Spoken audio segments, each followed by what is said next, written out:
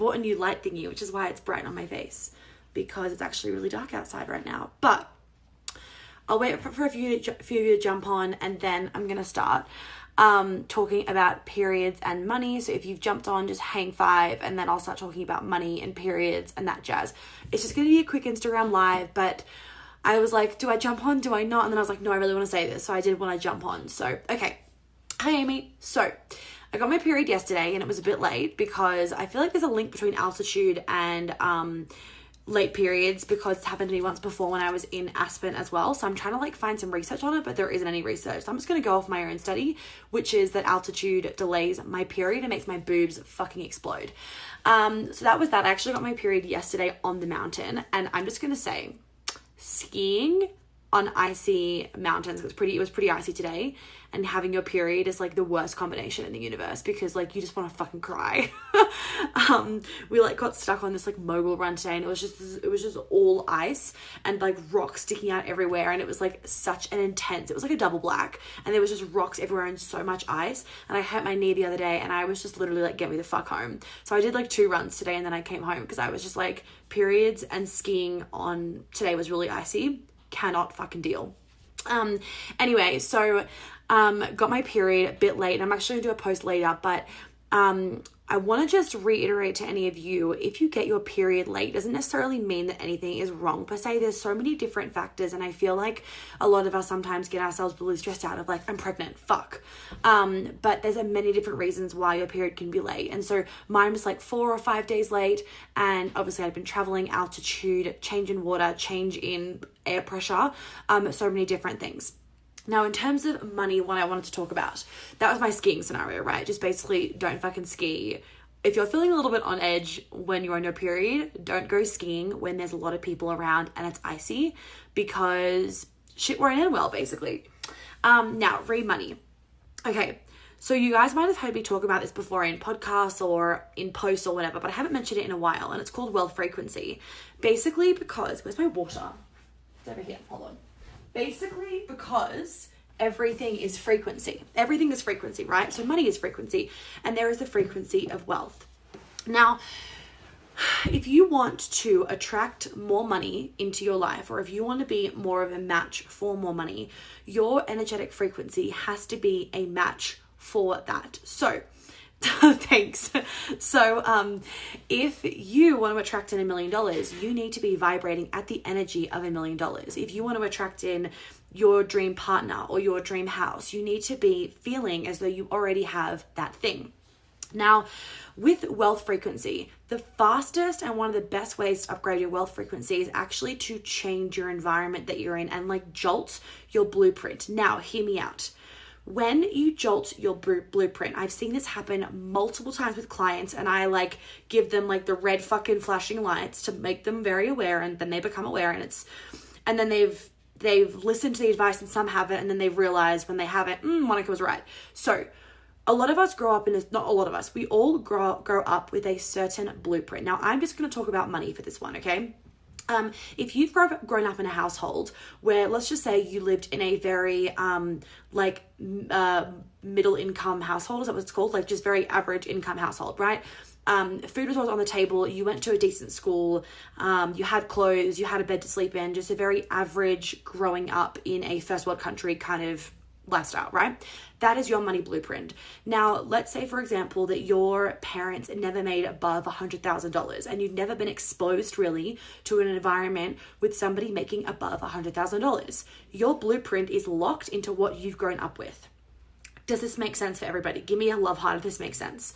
So your blueprint is locked in with money in whatever you have grown up with. So if you want to make lots of money, or if you want to be a match for more money than what your parents made or what their parents made, you have to change your blueprint.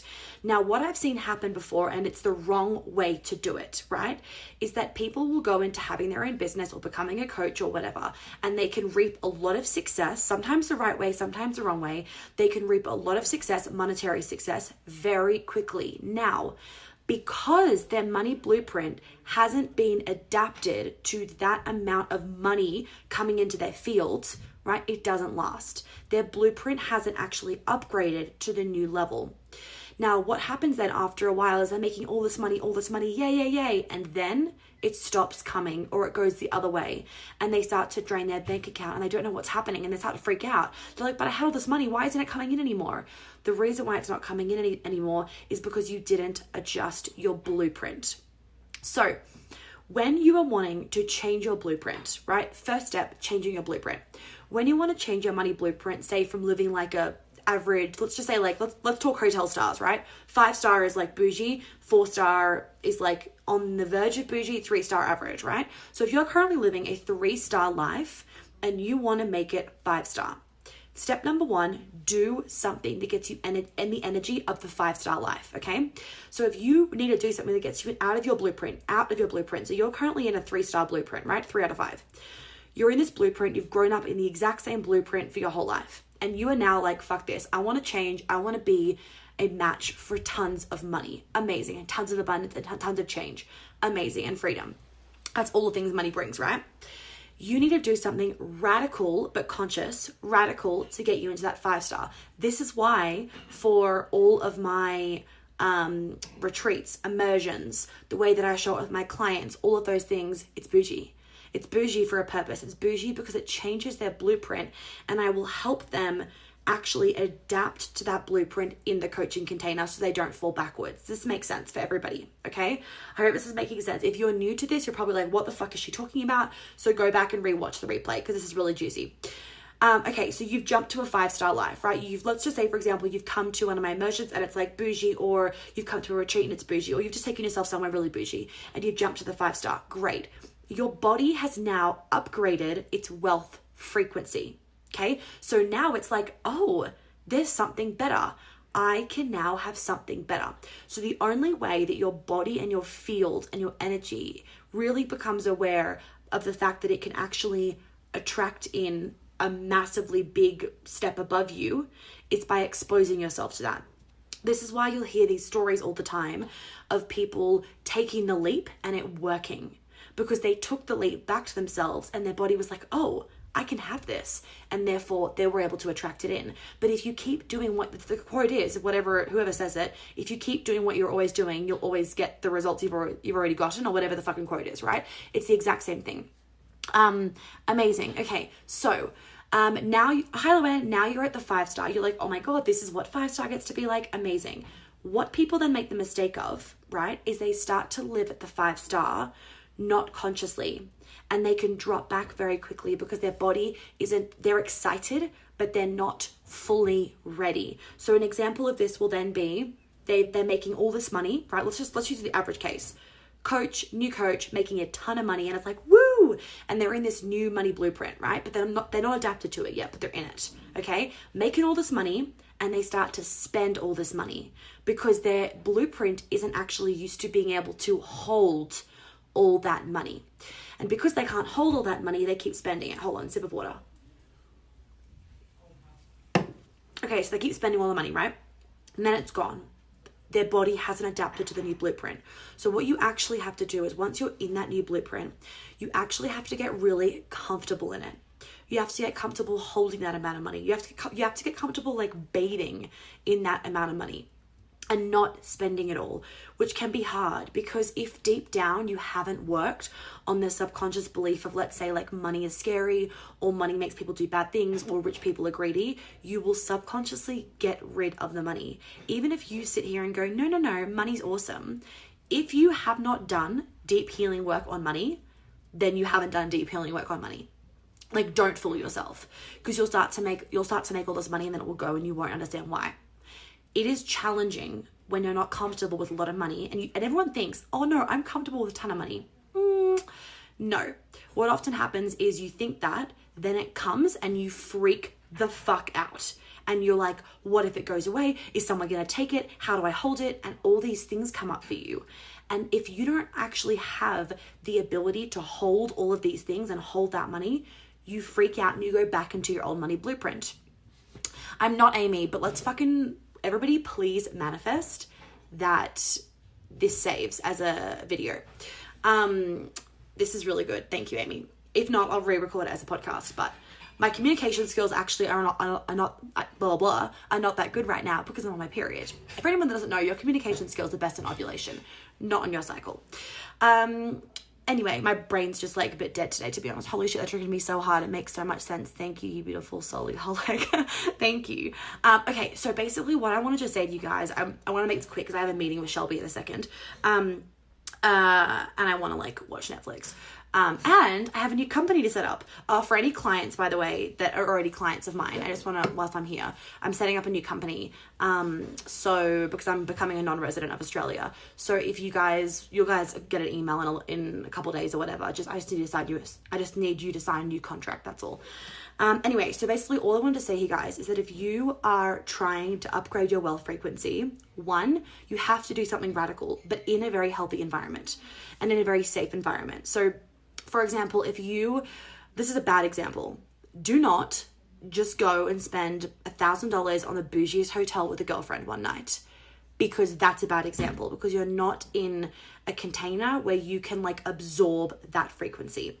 A really good way to do it is to work with me or somebody else, or you don't have to work with me if you don't want, but you could journal on it or do it yourself if you know how to do it yourself.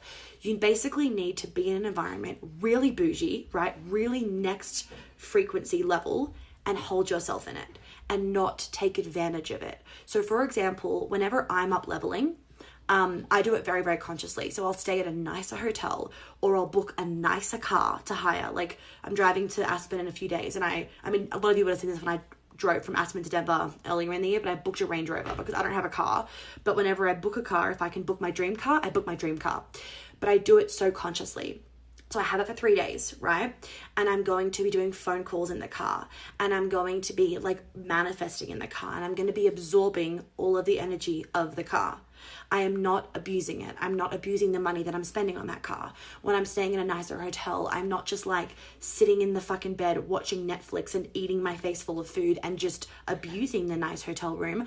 I'm doing work, or I'm manifesting, or I'm journaling, and I'm absorbing, and I'm sitting there in gratitude of what I'm sitting in and that frequency, so I can absorb it. Because what a lot of people can sometimes do is they'll get the next level thing, but they won't absorb it. And therefore their body hasn't adjusted, and they keep thinking, their ego thinks they're growing and growing and growing, but they're not actually growing because they're not absorbing it.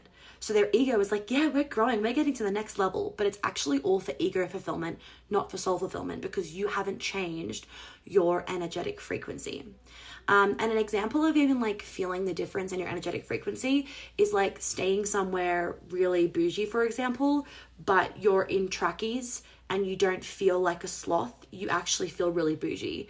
It's because the energy is so strong from your body and your aura that you're not being affected by the energy of the trackies, because your energy, your frequency is so strong. Anyway, I hope that makes sense to some of you, but I just want to talk about that. So I want all of you, as your homework, to do something radical that feels, it's got to feel like a pull. Do something radical that's going to upgrade your wealth frequency. Oh, and part of even upgrading your wealth frequency is spending outside your comfort zone on something you know is going to help you. So that doesn't mean that you need to spend $1,000 on a new handbag. You can spend $1,000 on a holiday. You can spend $1,000 on a program or a coach, or if you want to do it on a handbag because you're going to feel really good and you're going to feel like that next level version of yourself, then do it. I did that earlier last year. I bought my first like designer handbag. And it did upgrade my frequency. That was like my biggest month so far when I bought that fucking handbag. Go Celine. Anyway, so you want to do something that's radical but conscious. And when you do that thing, hold on, what am I trying to say? I can't talk, I'm on my period. It's just not coming out, right? I think you guys know what I mean. Do something fucking radical that's where you're paying for something outside your comfort zone that you know is going to get you the return back because you like feel that in here. Do that because that will upgrade your frequency, and then you have to sit in it, right? That's what I'm trying to say. Pay for it. It'll upgrade your wealth frequency, but then you have to sit in it consciously. Don't then just like fling it away because you're scared. Because what can sometimes happen is people like pay for the thing and then they get scared because they paid for the thing, and then they like detach and they distance themselves from what they've just done, and it's like an avoidance strategy, and you've done the complete opposite of upgrading your wealth frequency. Anyway, that's all from me. I hope that was helpful for some of you. I'm going to save this so you can rewatch it. And if it doesn't save, oh well, I'll record it as a podcast. And I hope that you all have an amazing day. Bye.